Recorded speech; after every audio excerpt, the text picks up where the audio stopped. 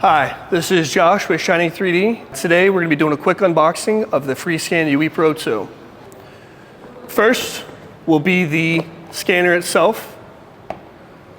Next, we're going to be go ahead and taking out the power adapter for the wireless scanning.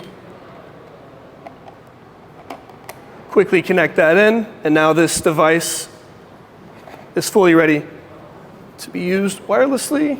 Our dongle to be able to allow the access to the software. Next will be the scale bars. This is for the patented photogrammetry to ensure the highest volumetric accuracy. Next will be the calibration board.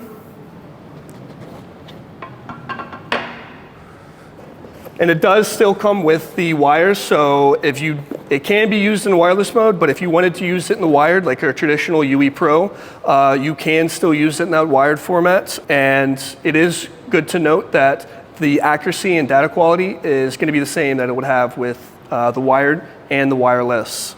Now that the software is launched and we are fully connected with the device itself, we're good to go, and we can able to scan on the go, completely wireless. Thank you.